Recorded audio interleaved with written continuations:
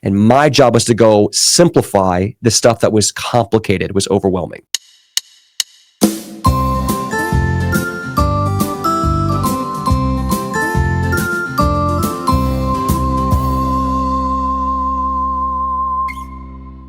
Hello, and welcome to Mind Body Medicine for Self-Healers, formerly known as Heal Yourself with me, Sarah Dawkins. The name has changed because the work has deepened, but the mission is exactly the same, helping you to understand your body, uncover the root causes of your symptoms, and reconnect with your innate ability to heal. I'm Sarah Dawkins, holistic health coach, former nurse, and self-healer, having healed multiple conditions by addressing the root causes physically, emotionally, mentally, and spiritually. And if you're ready to stop chasing symptoms and start understanding yourself, whether you've been here since episode 1 or you're brand new, welcome to your next chapter. Today, my guest is Dane Johnson, who is the founder, CEO of Crohn's Colitis Lifestyle and a holistic nutritionist specializing in reversing Crohn's disease and ulcerative colitis.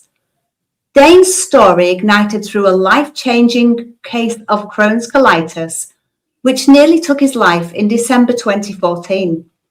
Since then, Dane has committed his life to natural healing, and he himself has remained surgery and medication-free while eliminating IBD symptoms. So welcome, Dane.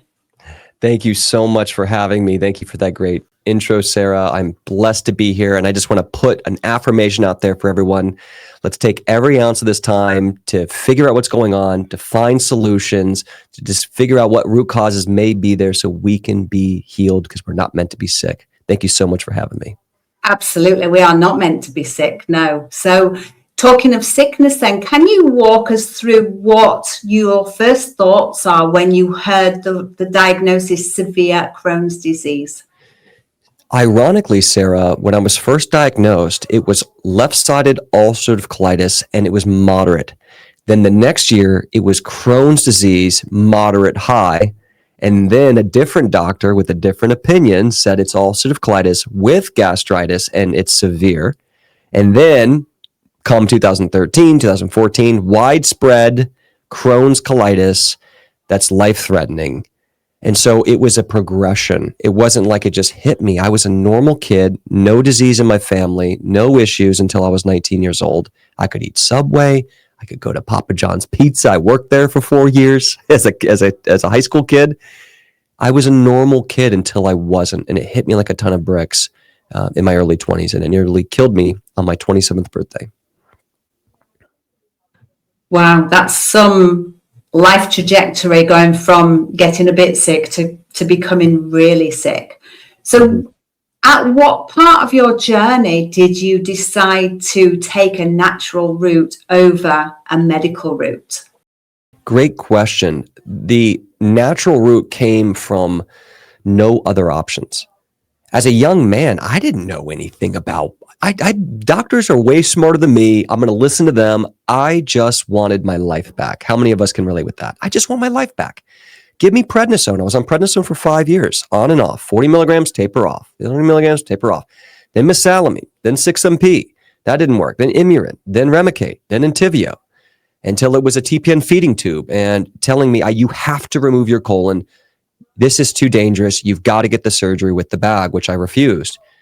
So it was because when you're taking medications, and a lot of us are like this, and it's giving you different symptoms, it's not making it fully better.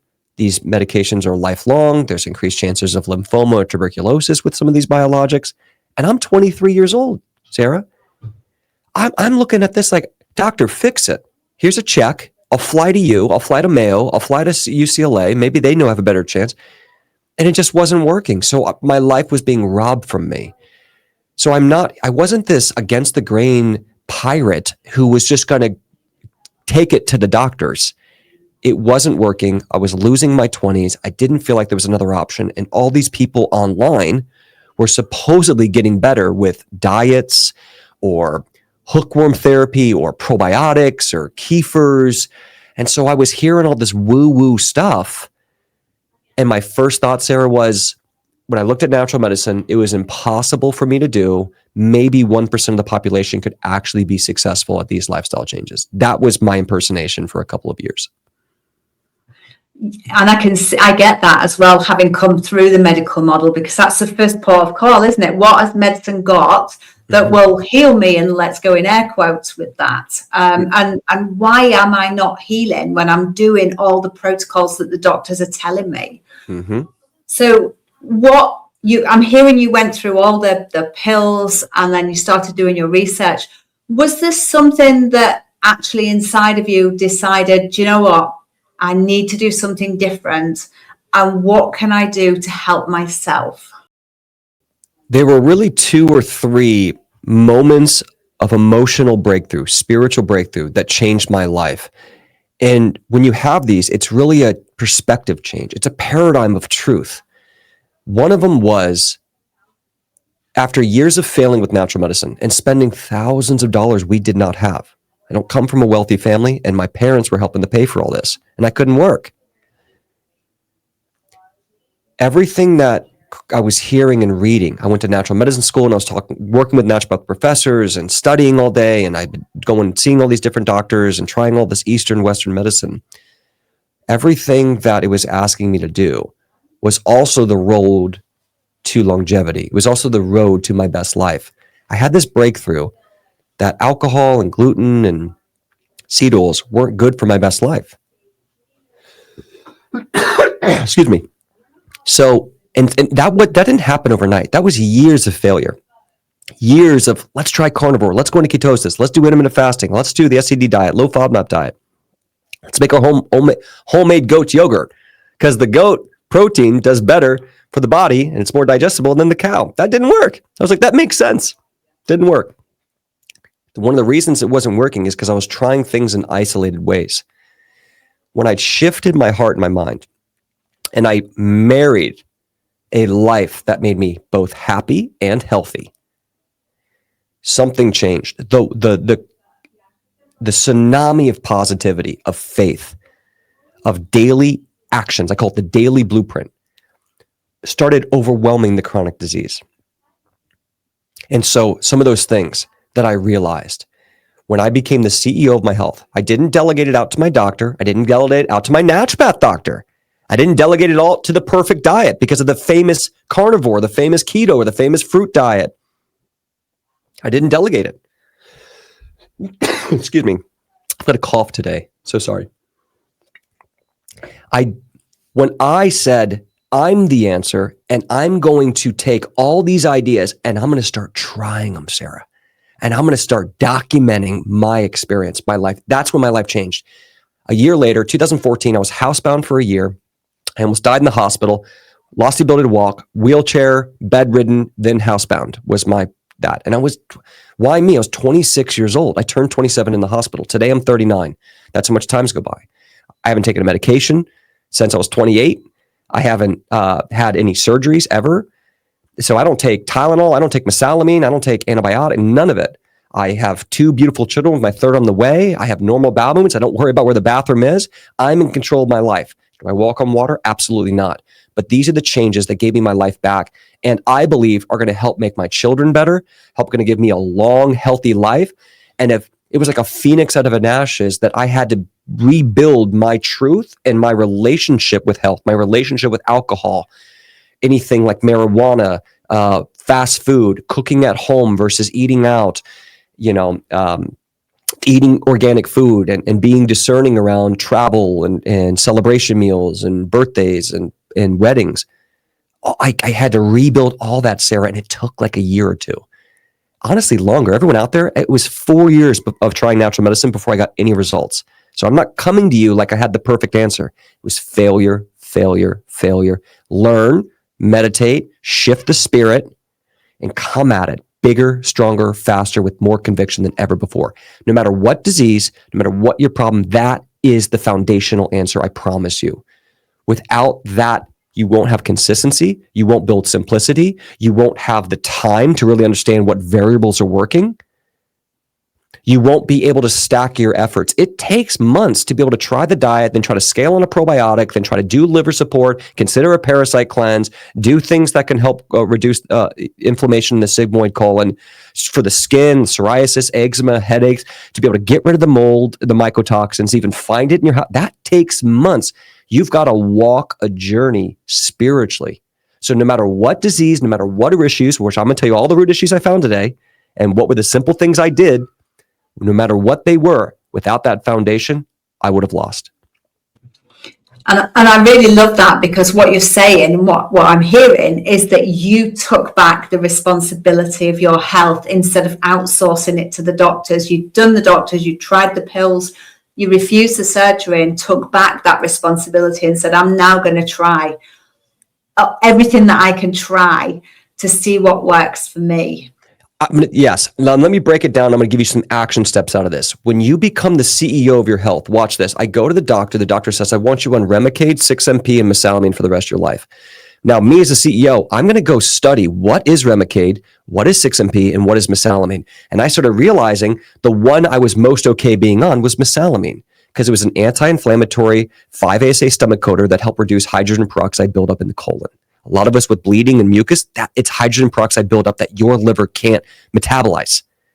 So I said, okay, I know which ones I want to get off. I know which ones are the lightest for me I can consider. And I understand what the doctor's saying. So instead of arguing and being angry, I could take his information and simplify it as the leader of my health. I go to my naturopath doctor. What do you like? I think you should do intermittent fasting, paleo diet. I think you should be on vitamin D. I think you should be on slippery elm and marshmallow root. I think we should consider bentonite clay with psyllium husk as a binder. And I think we should maybe use some NAC. Okay, my job is, what are these things they're talking about? I need to be able to write or be able to regurgitate 1 to 2 sentences on anything a naturopath doctor tells me to do and be able to simplify why I'm personally doing it. So when I met with my naturopath professors, when I met with any of the doctors, I came with pen and paper. Anything they said, I wrote it down, and my job was to go simplify the stuff that was complicated, was overwhelming. So I'm now managing. I've got a team, just like you're the head of the table. I've got that ND. I'm managing what they're saying. I'm simplifying what they're saying so I can make an executive decision. Same with the conventional, same with the spiritual. Because other people are saying God healed them. They're saying meditation healed them. They're saying that fasting healed them. They're saying that a full elemental diet healed them. Okay, so now as a CEO, I'm looking at difficult things and I'm simplifying them into layman's terms. And then I'm journaling every day what my experience is. So I built my plan, not the plan. My life changed. I was failing. I spent over $30,000 US. We didn't have that kind of money. Spent all this money, and finally, I am getting real results, Sarah. I'm going from 122 pounds at 6'2", 170, 180. I'm back in the gym. I'm strong again. I'm not worried about a bathroom. I go to the doctor. I do the colonoscopy. It's 90% better. They're going, whatever you're doing, Dane, just keep doing it. I'm like, let me tell you what I'm doing. A, B, C, D, X, Y, X equals 2 times squared. I'm going off. And I leave the doctor's office and I start crying because I'm alone. And what was one of the hardest things to figure out is, even if I could discipline myself to eat this way and live this way, I was alone. Why are you doing this, Sarah? Why am I here? Because we went through some of this pain. We rose like a phoenix, and now we're creating community. We're sharing together and we're bringing it to the world because we want to attract people who want to live in a way that is not only healthy, but it is happy. And we need community. And we need to come together and find ways to celebrate and travel and eat and restore. And so we're creating a new norm here. And that's how I've been able to do this for the last 10 or 11 years, because I'm happy. I don't have a diet. I eat the way I want, but the way I want to eat makes me happy and healthy, and I don't poison myself. Simple. So I created food philosophy. I can look at any plate of food at any restaurant, at any wedding, and I can use to break down with food philosophy what the risk versus the reward is, and I'll make a different decision based on how I feel, my lab work, if I'm stressed, if I got COVID or the flu, if I didn't sleep because the baby wasn't sleeping. It's like when to drive 70 in a car versus when to drive 20. Everyone out there, I want to hand you back the keys of the car. There's the gas. You can control it. Yes, you could drive into a ditch. Yes, you could be driving way too fast when it's stormy outside. You've got to learn how to drive your vehicle. And so you're not stuck. You've got to rebuild and then get empowered. There is no perfect diet. There's your diet. It needs to fit your lifestyle, but you do need to eliminate this need to poison yourself. Why? Absolutely. And on the back of that, Dane, can I ask what belief you had about illness that you had to let go of, an old belief that no longer served you, to be able to step into this CEO of your own life? The belief I had to eliminate is that I needed to do what society did to be accepted, to be social, to be able to date, to be able to be invited. I had to rebuild my idea of my worth and how I connected, because I grew up in the 80s and 90s where the only way my friends were going to connect was over beer or tequila or pizza or Subway. And in college, it was the same thing. We didn't have any money, so we went and got a $2 cheese fajita with free chips and salsa, and that's how we fed ourselves because we were in debt with a college loan. So that was how we connected. That was how we had fun. And every Friday night was out that. I think a lot of people are listening to that going, that's how we live. We go out and have wine and we go to these restaurants and it's taco night and it's, spicy food night. And we feel disconnected. So the hardest thing for me was how do I connect with my community and love myself and love others while I'm still 100% prioritizing my health? And what worked for me is, I'll give you a few examples. So I was also an actor in another life, right? And so I'm 125 pounds. I have a cane. And I would still, even though I looked like I was dying, I would still go out and connect with people and they would say, what's wrong? And I learned to take the fact that I look sick and look bad and still be able to connect and love on people and let go of that shame. Like I had to let go of, I don't look well and I don't look like myself and the ego of a man being tall and strong. I had to just let it go to be happy so I could socialize.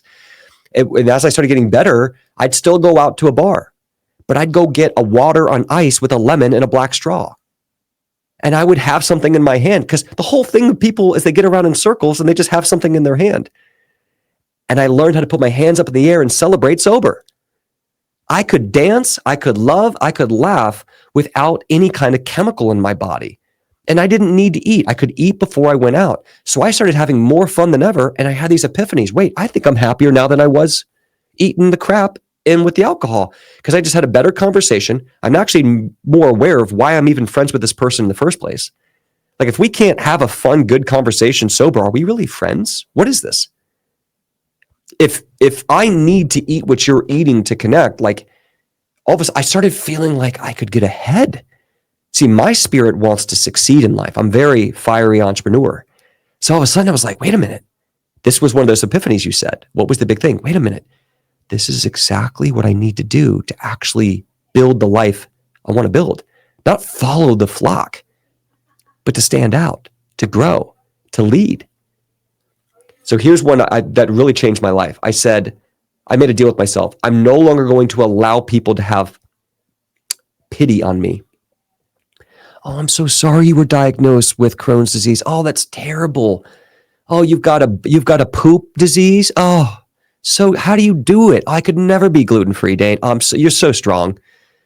You're so strong. Should we not eat gluten because you're here? No. No pity on me. I think you need to walk in there and you need to inspire everyone around you that they should be more like you. I walk in and I'm going, all these people, oh, I'm getting bloated. Oh, I'm always so crampy. That's nowadays. Every time I go out, oh, Dane, I'm always bloated. What do you think I should do? Oh, I don't feel energetic. I don't feel alive. I don't feel sexy. I'm going, I feel great. I feel awesome. Yeah, you should probably get rid of that trash because that's poison, Sarah, Susan, Kevin. Yeah, I don't drink because it's poison. I don't poison myself. I actually feel so good. I'm waking up at 6 a.m. We're going for a hike tomorrow. I'm super excited about this, and this. All of a sudden, I'm now inspiring people to be more like me. I'm holding space for the person who's been wondering if they could get rid of alcohol. I'm holding space for the person who feels like they might be celiac. I'm holding space for the person who feels bad every time they eat and they don't want to say it to others. Because now they got me. They got my energy. I'm excited to be here. I'm having a great time. I'm loving. I'm laughing. So I didn't let people have pity for me. I inspired, and I only let people who are happier than me or healthier than me ever influence me. So I no longer got influenced by my friends. I only got influenced by people who were in a place I wanted to be. And it changed my life. And I realized that 95% of what it took to heal Crohn's and colitis was the exact same recipe of living your best life. The father, the mother, the money you want to make, the career you want, the longevity, the peace of mind, the energy so you don't have to have 4 cups of coffee in the morning. It's the exact same thing. Phoenix out of the ashes, your best version of yourself, and healing chronic disease are the same. So when you heal this disease, you are going to be the person you always wished you were. The old you is going to die, and the new Phoenix who's happier and healthier is going to rise, and you're going to be better than you ever were before. That's what I want to manifest. And that is a huge mindset shift, isn't it, for somebody, because it's relatively easy to be in that sick role. I've had different conditions that have become chronic, that have kept me in that sick role, and one day becomes the next, and for a period of time it's easy to do nothing and stay in that role. But It takes that huge mindset shift to go, I'm done with this now. I'm going to take back responsibility. I'm going to choose a different life and step out, like as you've said, and choose the life that you want to live. Because it's, when you listen to some people, it's easy for them to say, oh, I'm having a really bad day, and share their negative. Mm-hmm. And actually say, I feel you, I see you, I hear you. Mm-hmm. But actually, let's look at what positive things have you got going on. You've come out for a drink with me. You've walked the street. You've left the house. And pull out all those positives, because I do find some people, and I was one of those, sat in that victim mode, and I sat there for nearly 3 years at one point. Me too. Same thing. 3-4 years it took. And you're in that victim mode, and it's challenging to see anything else other than, why me? Why am I going through this? What did I deserve? Why do I deserve this? Mm-hmm. But actually, as you've rightly said, the only person that can make a change is ourselves. Mm-hmm. Nobody can do that for us. We have to find the courage, find that bravery within us, and step out, whether that's step out and ask for help, or step out and do something positive, or stepping towards the life that we want rather than the life that we've got. It comes from within, and people can support us, but nobody can do that for us. We have to do that ourselves. And that's where that mindset shift comes, isn't it? That's it. Amen to that. And I want to now give people some simple takeaways to take away today to start knowing if you're doing this and how to start actually implementing this right now. Okay, number 1, if you are not writing in a journal 5 minutes a day, once or twice a day, you haven't done this yet. The answer is actually easy, but you have to be willing to step in and say, I'm going to try. I'm really going to do this. You have to take priority. Now, I'm going to give everyone a free journal. The link's going to be below if you want. It's my healing journal. I just created it while I was housebound and all that. And I'm tracking bowel movements a day. I'm tracking how much good water, if I did meditation for 20 minutes, if I got 20 minutes of sun or outside, if I read a healing book with positivity for 20 minutes, my nightly notes, what time I went to bed, how much I weighed, did I take my supplements, did I have any celebration meals? Because we don't cheat, we only celebrate. Okay. I'm going to change your language. I'm going to change your reality. I'm going to change what kind of energy you even allow into your cell. Okay. So I just built this thing, and I was like a dog on a bone, viciously unwilling to be a victim. I am viciously unwilling to be sick anymore. And when you have that breakthrough and you break the glass spiritually and you step into this, you realize that to be happy as a human being on the earth, the number one thing you need to have happiness, spiritual peace, is freedom, fresh air, sunlight, love. If I told you that you had to be sick, but your mother or your father or your son was still here with you, would you take that trade? I would be sick all day if I still had the ones I love. All of a sudden, my perspective changed. I still have my tongue. I have my heart. I have my ears. I have my mother. I have my father. I have my sisters. I have my best friends. They're not gone. They're here. Rejoice. How lucky am I? And so I learned how to attack a positive good feeling every day. Here's another one. You have to start your day with something that feels good spiritually. If you don't learn how spiritual energy works, you're going to be a victim. You're allowing the feeling to dictate your truth. No, a feeling is a sign of what action you need to take next. I feel lonely, so I leave the house, or I feel lonely, so I call my friend. I feel lonely, so I'm going to help someone at the grocery store. I couldn't walk, but I'm still helping the grandmother at the grocery store. And man, I had some of the best conversations in my life when I could barely walk with an 85-year-old man sitting in Santa Monica. You got to realize what spiritual happiness is. It's the breath. It's the sun. It's God. It is people. They're right here. You know what I needed to trade? I needed to trade all the crap food and all the need and hungers for snacking and all this stuff that I had lived my entire life on. That was so hard for me to get rid of. I traded it for the idea of freedom. I will fast if I don't have to use a bathroom or poop my pants out in public. I will fast if I have mental clarity. I have fast if I don't have pain. And now when I'm outside and I haven't eaten in 12 hours, but I've got all my electrolytes and I've got all my clean water, and you need to do this with your doctor. What's your plan? Don't just think the answer is fasting.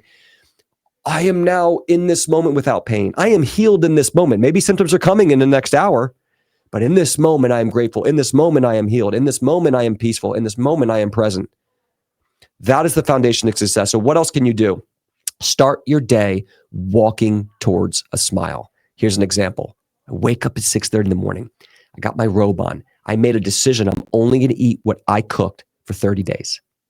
You want an answer? You don't know what the perfect diet is? I challenge you today, only eat what you cook for 30 days and watch what happens to your intuitive nature of what's going to heal you. What diet, what food. Take from paleo, take from vegan, take from intermittent fasting. You need to be studying famous diets and just cherry picking what feels good in your heart. Know this about yourself. You can look at an apple and taste it and have an idea if you want it, how much it is, and how healthy it is. Your intuitive nature of food is so great, you're sleeping on it.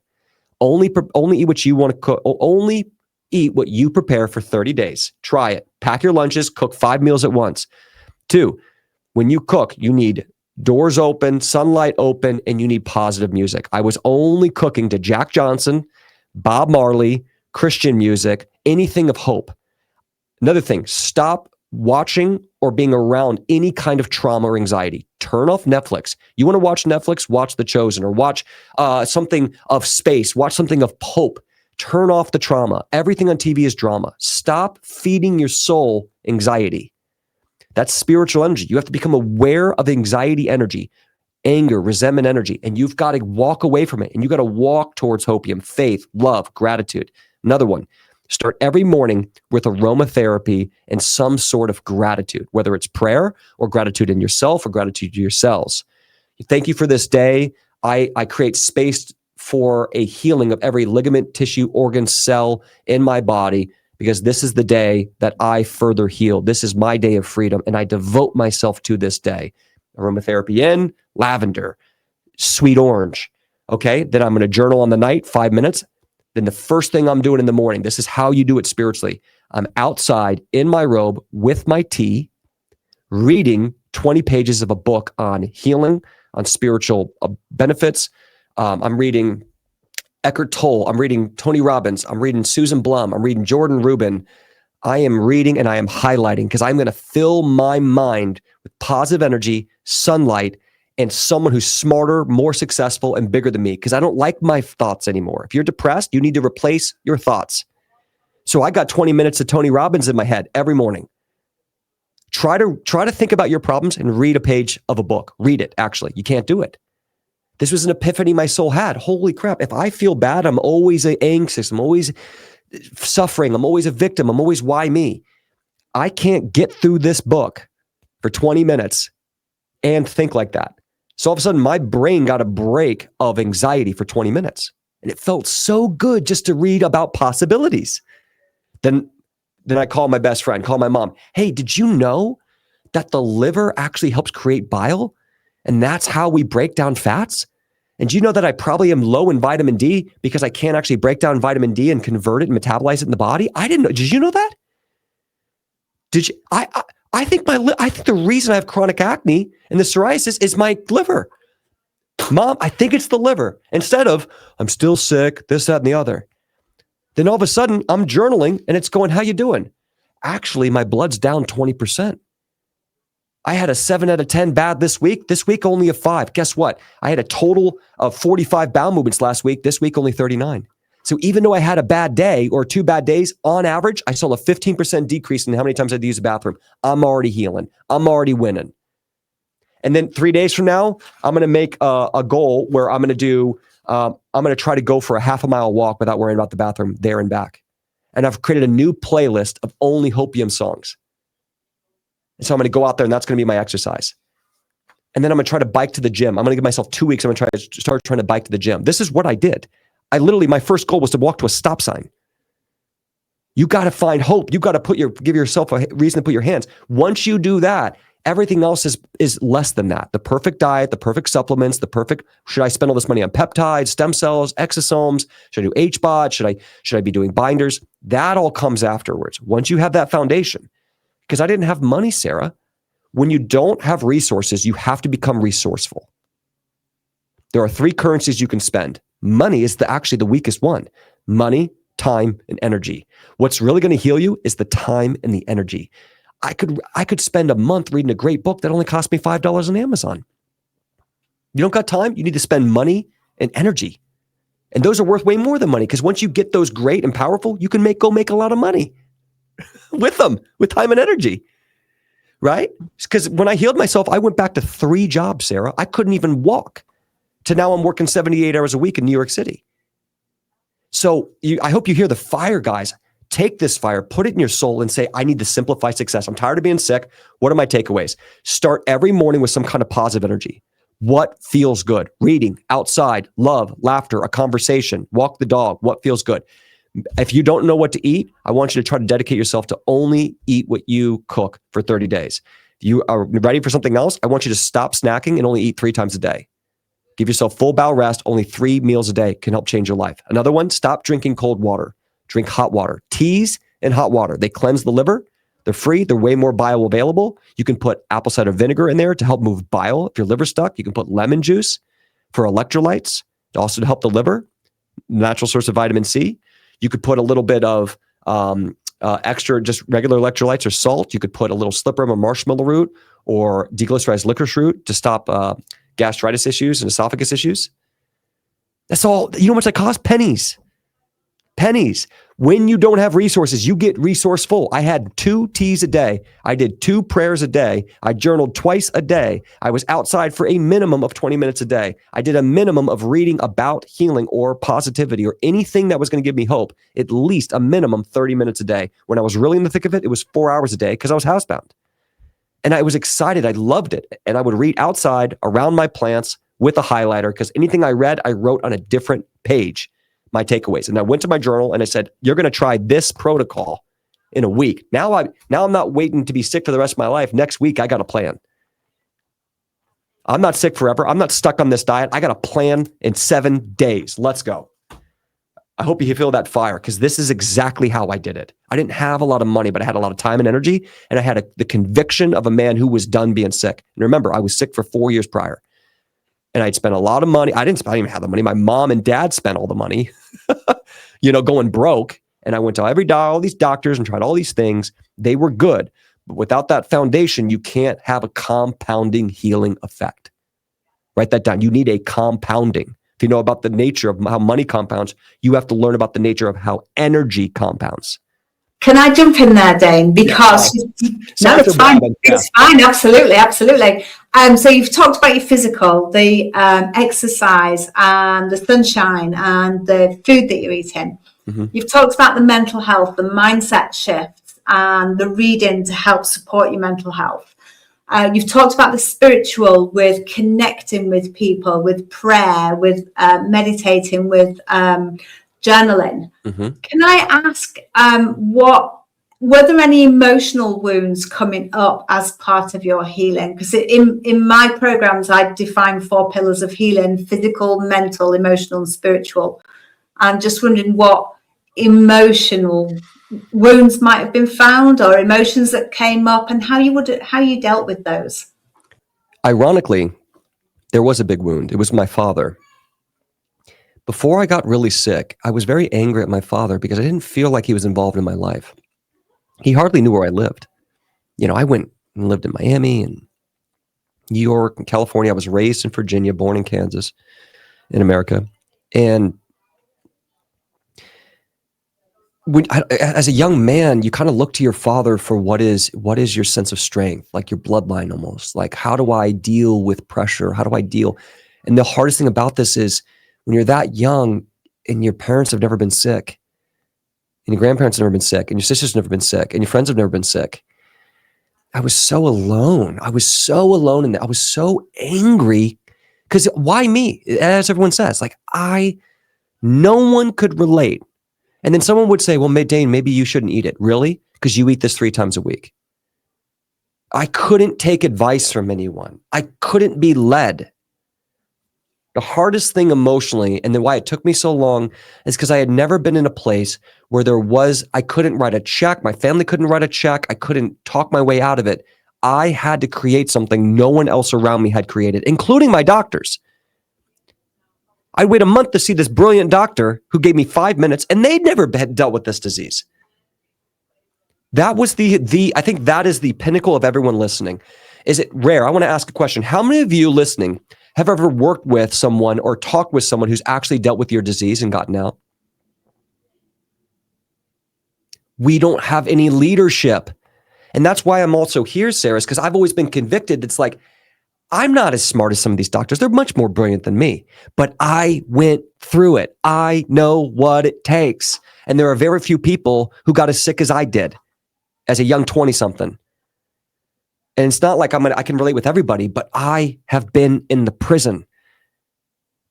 And I needed someone who could help me who'd been in the prison, and I just couldn't find it. So I had to start figuring, it was just like, when you make the decision that I'm done being sick, you just start really dissecting the 4 walls in front of you.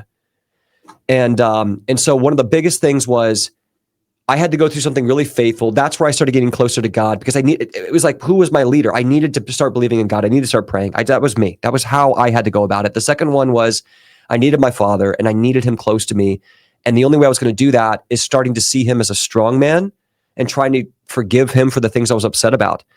Because in my past, I felt like my dad was a weak man because he let certain things happen. But then I realized, and I had this perspective change, only a strong man stays in that pocket and takes care of his kids like he did. Only a strong man works the same job for 45 years, through his 20s, through his 30s, through his 40s, through his 50s, and stays. That's strength. That's not weakness. And so I started figuring out a way to see my dad and my mom for who they were, not blame them for their mistakes, and see their power and say, how can I emulate that power? And I said, I'm going to emulate my father's consistency, his willingness to stay in the pocket, his willingness to be on the schedule. It's Monday, you're up. It's Friday, you're up. You got 2 days off, you're back up. It's Monday. And he did that for 45. So I found a way to love on him so that I could be closer to him, because it was going to hurt me to be farther away from my father when I was chronically sick. It was going to hurt me. It was going to hurt my mother to keep calling her and telling her what was wrong. So I needed to emotionally change. And when I talked to my mother, tell her what was right, because she was emotionally dying watching her son die. I had to become a 22-year-old man and stop being a 22-year-old boy. And so it was pain. Like when you get backed into a corner and something snaps in you, you have to start realizing the innate humanness. You already know that's the genius of humans. We have thought, we have spiritual knowingness. If you sit down and listen to someone and you're out there saying, Dane, you're right. How do you know I'm right? You know you're right because the energy already exists inside of you. The truth is already there. When I say it out loud, we bring it to surface, and then your heart sings and you find conviction. I'm awakening. I'm not teaching. So I had to go through an awakening, a human divine awakening that God gave us back when we were Neanderthals, back when we were Paleolithic lifestyle, and it was cold outside and you might die and you got to save your son. What are you going to do? And there's this like, what are you going to do? You can barely walk. You're going to the bathroom 25 times a day, bloody bowel movement. You weigh 120 pounds. The doctors want to take out your colon. You almost died last month. What are you going to do? So there's this innateness, I think, that we have to awaken. And it's hard. It doesn't feel good. It comes with an everyday uncertainty. And I realize that in the human emotions, it's okay to feel doubt. It's not feeling doubt isn't the problem. It's that the doubt controls your actions. That's the problem. It's called metacognition, to be aware of one's feelings, but not let them dictate you. You don't think Martin Luther King or Muhammad Ali or a president of the United States felt worry, doubt, fear, anger? Oh, everyone felt them. Every great man has felt that, but it hadn't controlled their actions. So greatness is what you do in the face of feelings. Your life is asking you to serve and rise and rebuild. Divorce the old you and rebuild the new you emotionally, and then you will be a huge value to yourself and everyone in this world. I just think that's what we're called to do. I think we have to go through what we go through to become the people that we are becoming, to be able to help others from that place of knowing and understanding and walking in those shoes. And like you've said, we don't all have the same symptoms. Our dis-ease can be different for every one of us, but we've walked that path. We've walked in those shoes. We know what the symptoms are and we know what we did to heal. And the more healing we do, the more knowledge we take on for others, and we're able to share that. And I truly feel that I wouldn't be here now if I hadn't have gone through what I went through. And I'm sure you're the same. Yes. We have to go through that. That was, in my eyes, that was part of our soul contract, to be the people that we are stepping into. And that's the perspective we need to rise. What reality are we choosing? And then from there, now you become, when you're the CEO of your health, it's not that you have to become a doctor, but you have to simplify hard things, as we said. So now what could it be? The 5 pathogens I started looking at: parasites, viral load, Candida, mold, bacteria. The sicker you are, more likely you have all of them, if not at least 3 or 4 of them that your body can't handle. And then toxic load. My drainage pathways were clogged. I could no longer deal with any of the toxins, lipopolysaccharides, endotoxins, big toxins. Imagine a fuming gas that's toxic in your body and your body can't get rid of it. The air filters are clogged. Liver, kidneys, sweating, pooping, and lymphatic system. Can't get, I'm just circling toxins. That's why my skin was so bad. And all of a sudden, when you do this, I just gave you that stuff. That's what you want to look at. But all of a sudden I went to the doctor and I go, Doc, I just did a non-invasive stool analysis and I've got E to the 6 Candida overgrowth, candidiasis in my gut. You wanted to cut out my colon. I've been sick for 4 or 5 years. Why have we never talked about Candida? Everyone listening, when have you talked to your doctor about Candida, mold, parasites, virus, or bacteria? Never?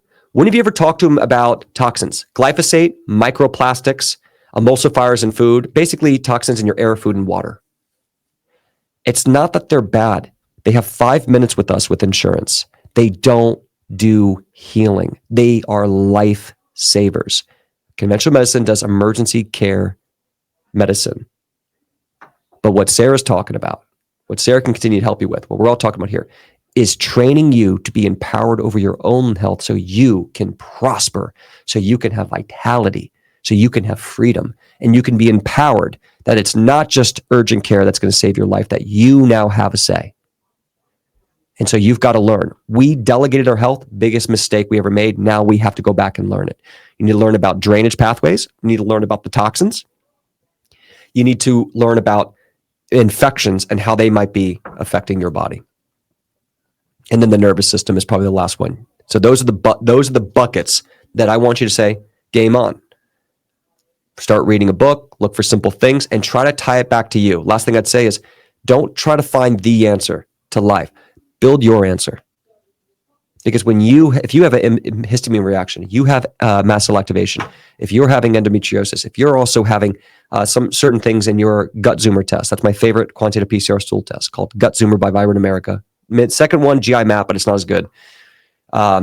If you are having certain infection, now it's your answer. It's your plan. Right? And so that's when your life will change. And that's what it was. I built my answer and I took all these famous strategies and what was working for others and I just cherry picked.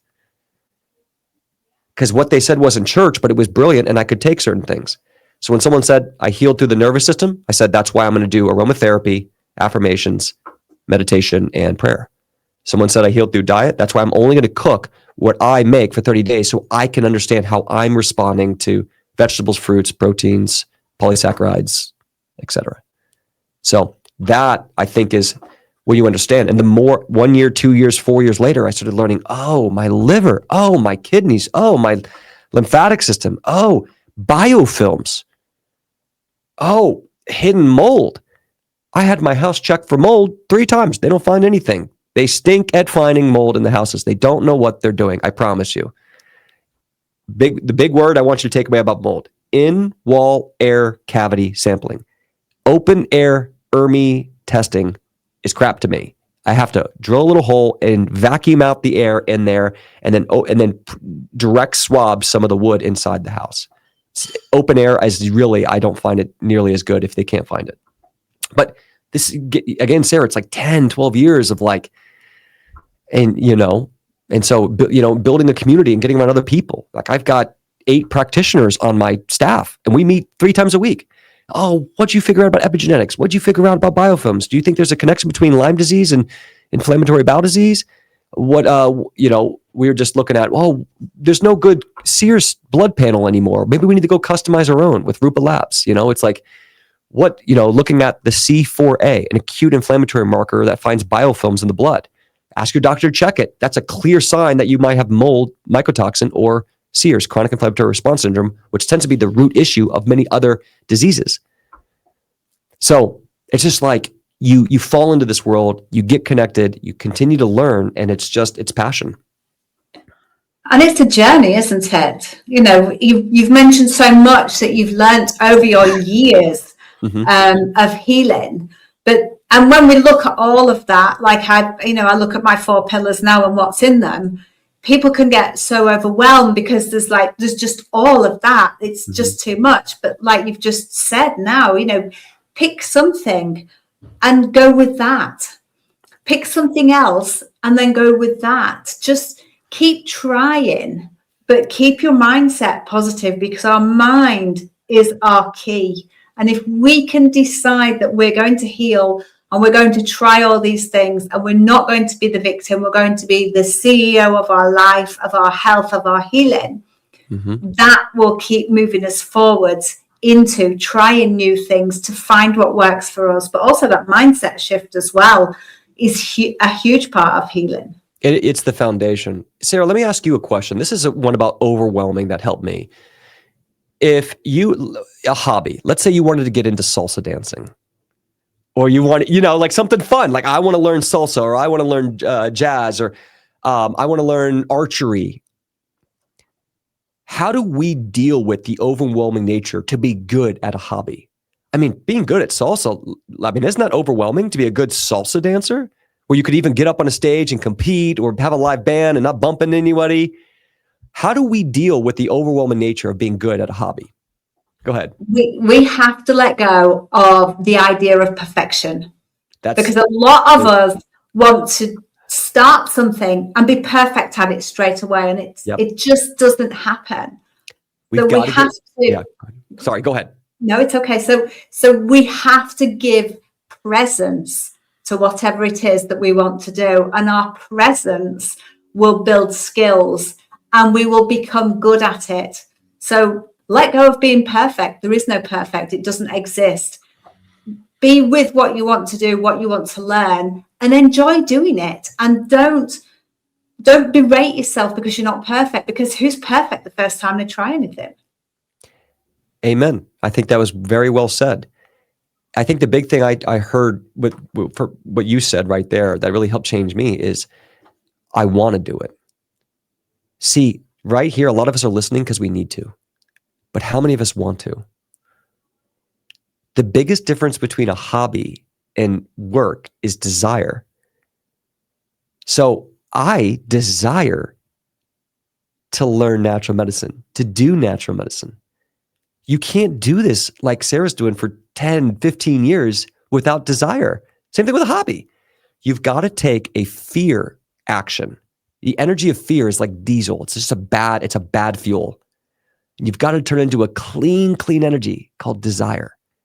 So stop doing what you need to do and start doing what you want to do.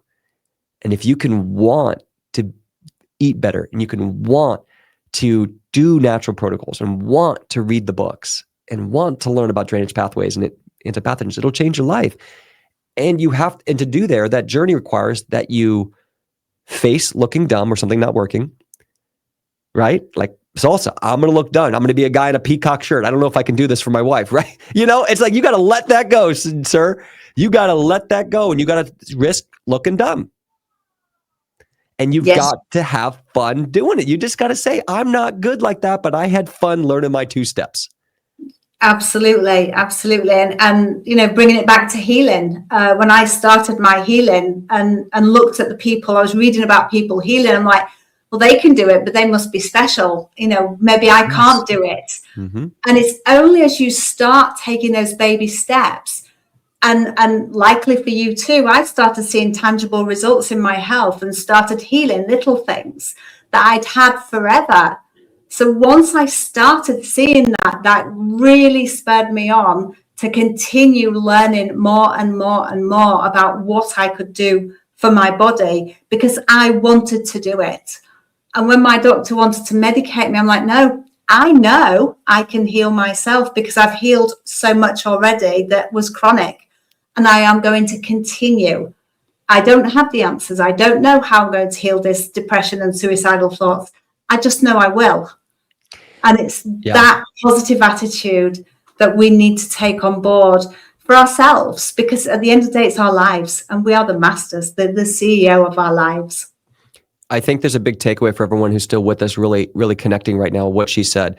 To me, the way I simplify what you just said, Sarah, is turning faith into belief. See, the most powerful energy of all, to me, the most powerful positive energy is belief. But belief is not something you can just choose. You can choose faith, but belief is earned. So something shifted inside of you that said, I've now earned belief. And to me, it's faith plus hard work plus time. Those are the 3 ingredients. Faith, hard work, time. You stir those up long enough, you'll get belief. And belief is the most powerful energy. You've got to get to a place. Everything we're saying right now, if it's in your head and you know it's good, the way you get it to the heart, right? There's a blockade from the brain. I should do this. I know I should, but, right? I know I should, but is the block from faith to belief. That's the block. You got to get past that block. You got to go faith, hard work, consistency, or time. And then eventually something's going to snap and you say, I know I can heal. I got that point where it's like, once I knew I got 25% symptom relief, I knew I could get 50. I had belief. It's like, if I can do 25, I can do 50. It had changed. It was now in my heart. It was a deep conviction of belief. Does it mean I'm not going to feel bad the next day or have a worry, doubt, or fear? Especially if I look down and see blood again, I'm going to go, I'm going to freak out, but I'm going to get back up and I'm going to get back on my horse because I still got belief centering in there. It's like the garden has grown too much now to be kept down. The garden, I've planted too much. I've put too much water on it. And now I've got belief. Now I'm off to the races. Yeah. I absolutely love that. And why stop at 50%? I believed wholeheartedly I could heal myself, and I 100% have healed myself. Yeah. I was 61 a few days ago, but don't tell anyone. Hey, congratulations. I turned 39 a few days ago, so we got about the same birthday. Yeah. And I have no symptoms. I have no pain. I have no diagnosis. I have no nothing, because I believe my body heals itself, and I support it in doing so, and I continue to support it. It's about the choices that we make every day, as you alluded to much earlier, and our choices define our lives. Yes, we can make poor choices, but at the end of the day, is that poor choice? It's not a healthy choice, but actually I'm making that choice for my mental health. I'm choosing to eat that piece of cake or that biscuit or whatever it is because my mental health needs it at this moment. I just don't do it all the time or every day or every week. It's just a once in a blue moon. And our choices define our life. Yeah, I call those celebration meals. Love it. My rule was I had to actually be celebrating, because you know when I really wanted the cake? At a wedding. So my rule is I can't sit and be anxious about putting the food in my body. I have to be out celebrating if I'm going to have a celebration meal. And saying I'm cheating killed me because it was destroying my idea of freedom. I'm having a cheat meal. I'm cheating on my diet. My heart sings for freedom. I can't talk like that. So I love what you said there, and it's so important. And it's all based on this belief. You just start creating it. I think one of the last things I want to say to people is don't doubt what your human spirit is capable of. You are a creator. You have the most divine thing, thought. The most absolute nothing to something is thought. You can just think about a new life, a new perspective, a new idea, and then all of a sudden the nervous system completely shifts from victim to purpose, to passion. How do you turn pain to purpose? You create it with your mind, and then you have to condition it to your heart. Spiritual energy must be earned. It cannot be bought. You can't just wake up and say, I'm in love. You have to earn it. You can't wake up and say, I have trust. You have to earn it. You can't wake up and say, I have belief. You have to earn it. Spiritual energy is the most divine energy that's so beautiful about life, because it is a fiery road to all of the spiritual energies that really make life worth living. And that's so beautiful, because it's not just about dropping into it. Yeah. It's about living it and embodying it and totally being that person that you want to be, living that life that you want to live. And you will fall out of it. I know you probably have over the last 10 years. I've had plenty of moments of I'm mad, I'm angry. It doesn't end. Life is beautiful because it's always fleeting. But once you've had it, I can drop in and show you the best version of it now. But I'm human. We're all human. It's not about perfection. But once you've tasted something, it's a brilliant wisdom that you continue to seek. Belief, simplicity, gratitude, experience dealing with difficult life situations. And the hardest is health, right? You have 99 problems till you're sick, then you have one problem. So true. So true. Our health is our gold. The money that people seek is not a key to happiness. Our health gives us our freedom, because it allows us to make choices more so than if we didn't have good health. Yeah. I mean, I always like to talk about like Steve Jobs and how he passed, the creator of Apple. Young man, had too many zeros. He had won on the digital game of finance. Like, it's beyond one. And I think one of the things he said before he passed is, this clock tells time just as good as this clock. One costs 30 grand, one costs $3, and money only goes so far, because the spirit, right? It's that spiritual energy we talk about. And those are the lessons we learn. And I think all of us just want, really at the end of the day, if you weren't sick, everybody, if you weren't sick, what would you want? What would you want to do? What if you didn't have this problem? To me, I would want to chase a better life still. I like working hard, because working hard is how you win the spiritual energies. You can't just buy them. So I want trust. I want love. I want freedom. I want purpose. Purpose is something you create. Either life has no purpose, or has all the purpose in the world. I want to create. I want to be inspired. I want to surround myself with people who have that energy too. Your best friend is simply the person who makes you feel the best most often. That's all they are.